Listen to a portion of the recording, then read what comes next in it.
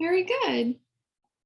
We are at the top of the hour, so I want to say good morning, good day to each of you who are joining us on this very special Mindfulness Mondays with the Parkinson's Foundation. If you haven't had the pleasure yet of meeting our group, this is our Mindful Parkinson's community, so take a moment just to browse through who's joining us today across the country, across the seas. Wave hello, see your Mindful Parkinson's community. Well, my name is Krista Ellis. I'm tuning in from Tampa, Florida. I'm the community programs manager that serves the Florida chapter with the Parkinson's Foundation, as well as our mindful community with the Parkinson's Foundation. So thank you all for joining us today. Reminder, if you didn't hear me first thing, grab a notepad and a pen. We are going to be using that notepad and pen for our exercise today. You will be muted for the duration of the session. Just allows us to hear our meditation more seamlessly and with less distractions. Feel free to submit questions or comments by using that chat feature. We love to talk to each other over the chat, so please don't be shy to make comments. And of course, I do love to encourage you to join us on video if you have the ability to, and pun intended, being mindful of what that camera is pointing at. Our next session will be on September 13th with Dr. Taylor Rush. So on Labor Day, make sure you tune into our YouTube channel to stay practicing your mindfulness each Monday.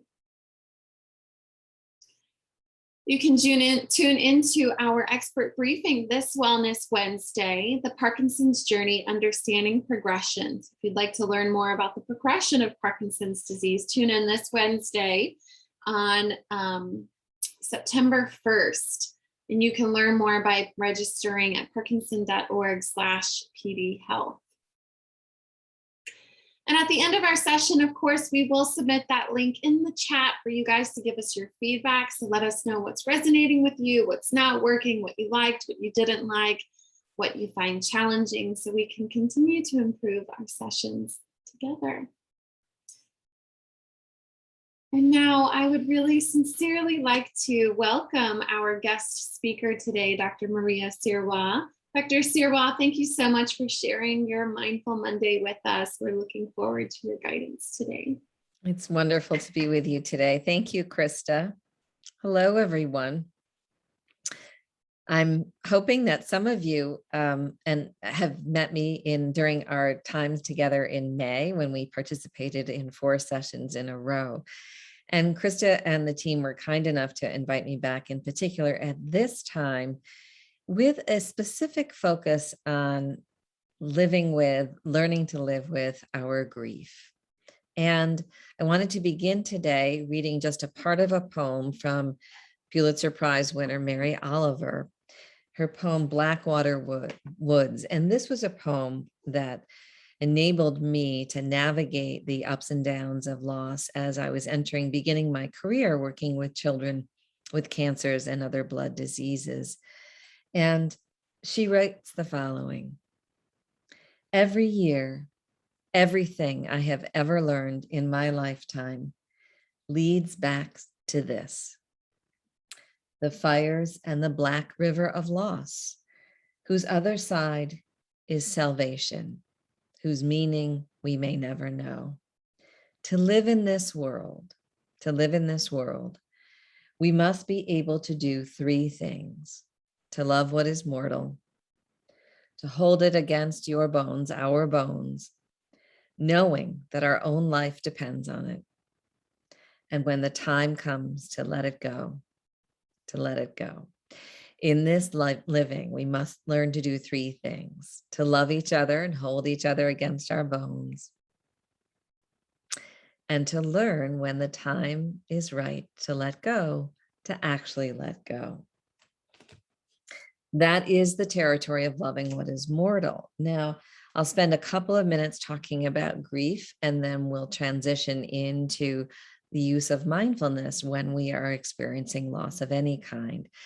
I'm specifically going to be talking about grief relative to the loss of another human being today, but I am very deeply well aware that there are many layers of grief, of loss, that we have been touched by and will be touched by, including our beloved pets, loss of identity, loss of a job, loss of capacity, so many losses that are part of the simple territory of being mortal.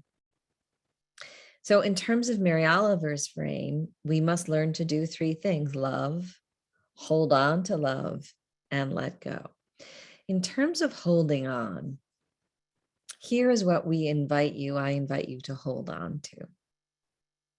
I invite you to hold on to the love of those you have lost and are losing through holding on to the good memories, the special moments, that which was unique about the relationship between you and that other person, the preciousness of that other person. What was quirky about them, what was authentic about them, what nobody else might have demonstrated in your life. When we lose, no one wants. For example, I lost my younger brother a few years ago. I certainly feel incredibly resonant and supported by many people who have lost younger siblings. And at the same time, often what is most healing is for me to remember the specificity of my brother. He didn't wear a watch, but he played wiffle ball constantly. He went to medical school like some people, but he didn't do it the way others did. He found time to go to every NCAA championship tournament he could while he was in medical school. So the specificity of the people we have lost is important to us in terms of holding on. And then there's the other side, which is the letting go. We absolutely want to learn over time to let go of any regret we have, what didn't happen, and also let go of expectations that things ought to be different than they actually are. The most resilient of us find a way, not immediately, not right away, but over time, to come closer and closer to accepting reality just as it is. Now, in the overarching perspective about grief, so we've talked about holding on and letting go, there are a few, hesitate to use the word truths, but there are a few understandings that I believe are quite helpful to hold on to. Number one, there is no time frame to grieve, and there is no formula. Some of us will experience excruciating pain right away. Some of us will never experience excruciating pain. We just feel like a kind of weightedness or burden or sorrow or emptiness. Some of us feel prepared to return to the world, show ourselves out in the world fairly quickly. And for some of us, it takes many, many, many, many months to re-enter. For some of us, grief looks very much like anxiety. For others, it looks like anger. For others, it looks like exhaustion. For others, it looks like sorrow. So many different tones and textures to grief. And so another important understanding, in addition to there is no time frame and there's no formula, there is no way that is not your way. Your way through loss is your way. And that is the only place for healing and integration to happen. Note that we no longer talk about resolving grief or completing grief, but rather integrating loss into our lives. Think of it as weaving a particular thread into the fabric of our living and getting more and more comfortable with the appearance of that thread in the weaving.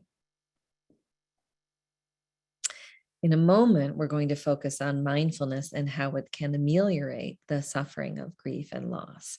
And as a first step, what I would love to invite you to do is find a piece of paper and any kind of pen or pencil or crayon. I'm going to get the camera right. I'm not sure. There we go. And I just would like to invite you to draw a simple heart, a heart that's big enough to throw in a few words or phrases. So let's take a moment. Take a moment. And Marcy, I see your comment, letting go can be so difficult. Yes, it is. It is a lifetime's journey. It is a lifetime's journey. So do me a favor and just draw the heart as best you can. Absolutely. And just, throw a yes in the chat when you're ready, or just let me know you're ready. Say ready, or yes, or I have my heart.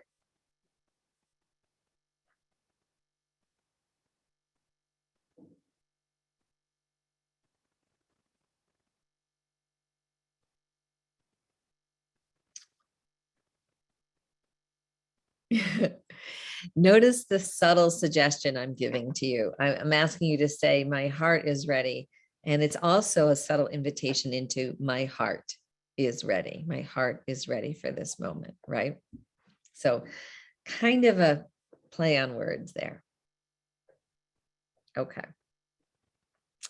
Now I'd like you to take a moment. And if you feel comfortable, put your paper down and place your hands on your own heart, if that feels right. No harm, no foul if it doesn't feel quite right today, but if it does, I invite you to do so. And just quiet your breathing. In a moment, we'll do a more formal meditation. Right now, we're just sort of softening our experience of being in our body in the moment. Just hands on heart, if that feels right. Just allow your breathing to settle.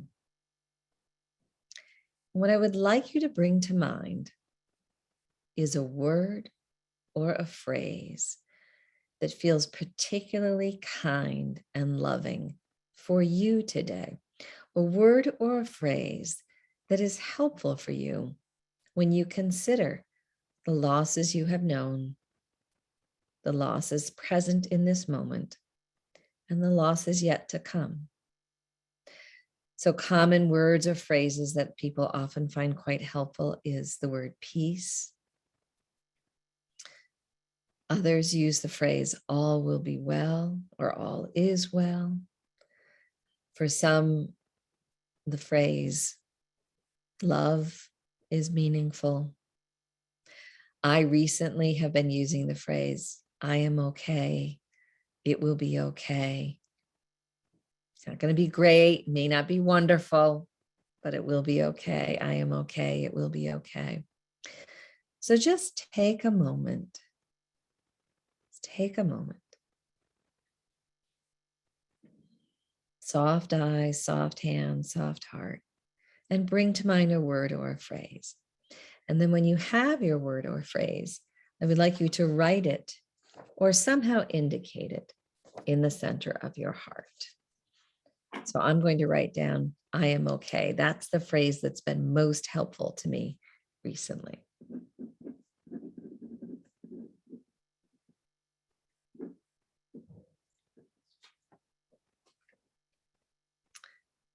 So just write it in the center of your heart. Oh, I love that some of you are putting them in the chat. Feel free to share them as well in the chat. Thank you. You did enough, friends. Yes.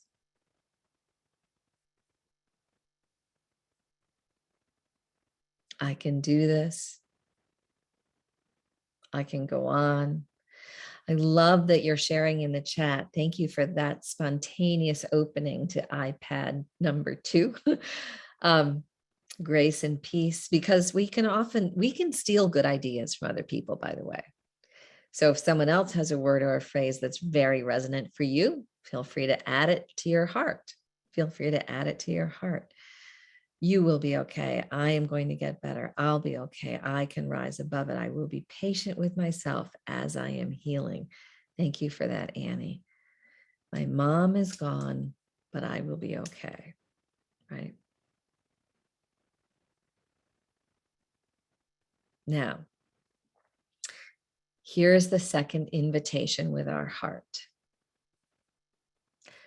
I'd like you to think for a moment, if it feels comfortable, of those you have lost. I would like you to imagine them saying this to you. Saying this to you. So I'm going to take a moment. I'm going to write down a couple of names of people I have lost who might absolutely be willing to say to me, I am okay, to remind me that I'm okay. And I'll write those names around my heart. So take a moment And again, only if this feels comfortable. Who might be willing to share this phrase of kindness, of compassion, of generosity with you?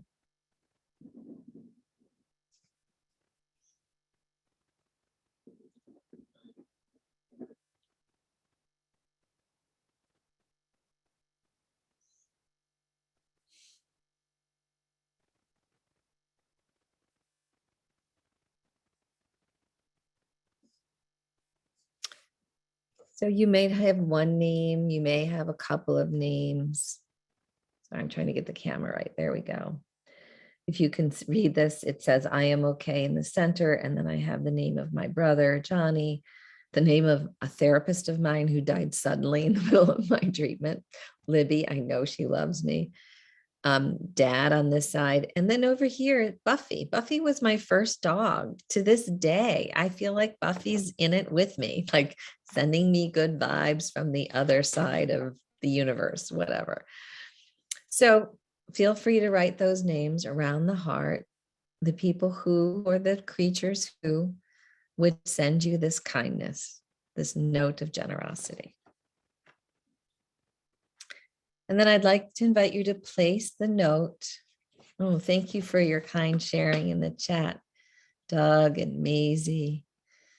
Marcy's writing in all her pets, Elizabeth, my sister, my husband, my children, my grandchildren, my friends. So some of these people we may have lost. Some of these people are with us now. It doesn't matter. Whoever comes to mind. Okay. And now what I'd like to do is weave in this generous phrase into our meditation. What we know to be true about grief is that it rises and falls in unexpected moments in unexpected ways. So we want to have a place of serenity to go to when grief shows up. And again, grief can look very much like anxiety, like exhaustion, like anger. It can look like jealousy. It can look like, just world weariness, a kind of existential giving up. It has so many faces, tones, and textures. And irrespective of how it may show up for you, we want to have a place to go that can bring us again to a place of just slight serenity. We're not looking for Disney or Hollywood fantasy fixing here. We're actually looking for just a quiet calming. And this is why mindfulness is so important, because in addition to its many, many physiological benefits, it emotionally and mentally brings most of us to a place of great calm. So here's what I'm going to invite you to do. I'm going to talk you through it first, and then we'll do it together. I'll ask you to either close your eyes or soften your gaze, whatever feels comfortable. I'm going to ask you to have your piece of paper in front of you in case you forget your phrase. It's right there. I'll ask you to place your hands on your heart. I'll guide you through slowing your breath down and letting the rhythm of our breath become totally natural. And then I'll ask you to repeat in your mind the phrase you've written down. So I'll be repeating, I am okay. I am okay. I am okay. Should you become distracted while you're repeating your phrase by another thought or a sound or a sensation, that's okay, because that's what the mind does. I simply want to invite you to say this phrase, oh, well, I'm distracted. Return to your breath and return to your mantra phrase. I am okay. All will be well. Peace, whatever your phrase is. We'll do this together for a few minutes, and then we'll do a little check-in. So, settling yourself comfortably. Feel free to close your eyes or soften your gaze and keep your piece of your heart in front of you in case you forget. Placing your hands on your heart. Let's take in a deep breath and then a slightly longer exhale.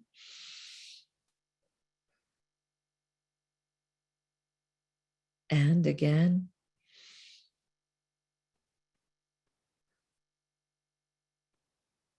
And one more.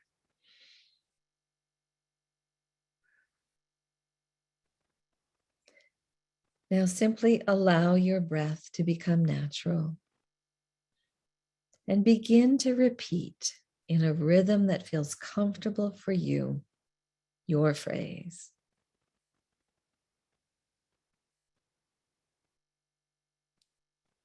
In your own mind, you begin to offer yourself this beautiful, kind, generous phrase. And feel free, again, if it feels right, to have the images of the people or creatures whose names are surrounding this prayer for you, this mindful prayer for you.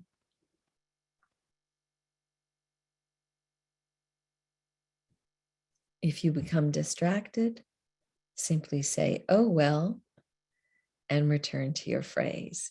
And now I will be quiet for a moment so that we might practice together.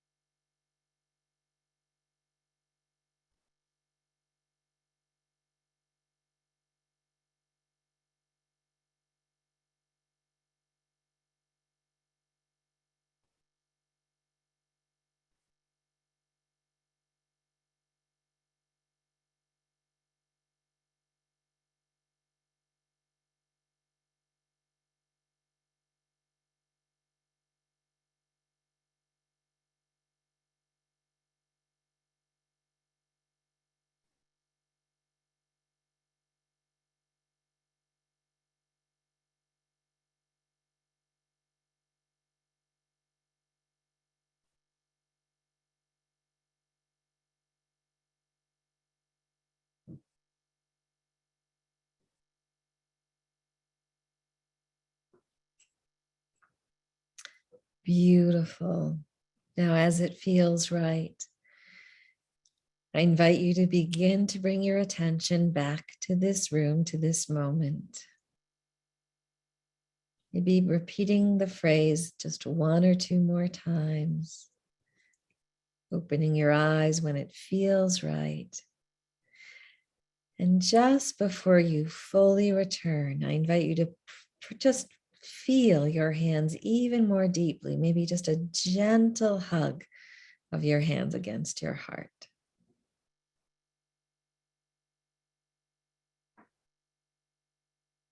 Beautiful. Opening your eyes, returning to this moment. We know that loving kindness, which is what we've just done here, is create a moment of loving kindness meditation. We know that loving kindness not only calms our physiology, our cognitions, our heart, it makes us more generous in the world. If you were to take a few minutes each day, we just did that for 3 minutes. If you were to take just a few minutes, 3 minutes each day, doing this kind of mindfulness practice, particularly when you find that grief arises, not only would you bring yourself to a place of greater wholeness and health, well-being, you would be more likely to be generous to yourself and to others throughout the rest of the day. You would be more tender, a little more self-caring, a little kinder, a little more patient, just a little more gentle overall. You see that we have just a few moments left, so I'd love to open it up for any questions in the chat or reflections. Tell us, give us just a little bit of feedback on what that was like for you. My silence is golden phrase resulted in a calm hope inward and well-being from it. Beautiful. I think it helps in grief. And when I'm overwhelmed, absolutely, Joan, feel free. This is a freebie. Do this at any time, whenever our emotions or our thoughts feel like they're bringing us into a difficult moment. Both hard and healing. Yes, Sarah, the territory of grief brings with it a kind of harshness. And yet, that felt sense of integration where we feel like our losses are woven into our lives in ways that actually paradoxically over time sustain us, that only happens when we're willing to stay in the presence of our experience, right? Grief shows up in different ways. Yep, 1000%. When my dad died, I felt a tremendous amount of sorrow, but when my brother died, I felt, in addition to sorrow, I felt a tremendous amount of anxiety, like actual sort of shakiness for quite a while. I can fully experience all is well from the perspective of friends and family who've passed on. I love that, Justina. What a gift. What a gift. And Marcy, yes, the global grief, right? Absolutely helps to deal with that. Annette, we all deserve blessing. Our lives deserve blessing. Our bodies deserve blessing. Our hearts deserve blessing. Life is hard enough. It's just hard enough. Yes. To feel okay with my recent loss. You are welcome, Krista. You are healing. Hi, Karen. Yes, a little kinder me. Agreed, Phil. Like everybody else is going to benefit just a little bit from a little kinder you and a little kinder me. 1000%. Meditation on my Bible reading helps me greatly. I'll try to do this daily, Barbara. So what we encourage is daily small practice, literally 3 minutes a day. And in the best of all worlds, like Barbara, if you have a regular sort of ritual for your Bible reading, like if that's a morning thing or an afternoon thing, feel free to pair this with that. That way you'll land the practice much more easily. Every day I miss my mom. 1000%, Elizabeth. I do believe that those who have moved on, including our pets, are wishing us well and do want us to enjoy the life we've been given. What a privilege. What a privilege it is to continue to be alive here in this moment and learn to love, to receive, to give, to learn about the beauty and wonder of life, even in the presence of its horrors. Grief and rumination. So rumination is the repetitive kind of thinking that often feels out of control. This kind of mindfulness creates a pause. It creates an oasis in rumination often, especially when we get good at noticing that we're distracted, saying, oh, well, and returning to our focus. So in this case, for me, it was noticing I was distracted and returning to, I am okay, I am okay, I am okay. That capacity to notice that we're distracted will help us throughout the day, particularly when we are ruminating. So this is 1000%. And by the way, the research since the 1980s on the impact of ruminative thinking and meditation for most people is pretty consistently positive. Yep. Should work for anxiety as well. Yeah. And by the way, okay, so here I'm going to pull back the curtain. Number one, I encourage you to do it 3 minutes a day. If you need and want to do it 17 times a day, full permission. If you're having one of those days or one of those weeks, do not withhold from yourself the gift of kindness. I will say that again. Do not withhold from yourself the gift of kindness. This kind of meditation is 1000% kind. Krista, before we close, thank you again for the invitation to be with your incredible community here. Jennifer, behind the scenes, thank you so much for your help and assistance. I wanted to pass the mic back to you for any final closing announcements. Thank you, Dr. Sirois. It was a difficult but most beneficial experience today. So thank you so much for giving us that opportunity. And I want to thank each of you for embracing perhaps the more challenging, heavy side of mindfulness that can also be very beneficial to our healing path.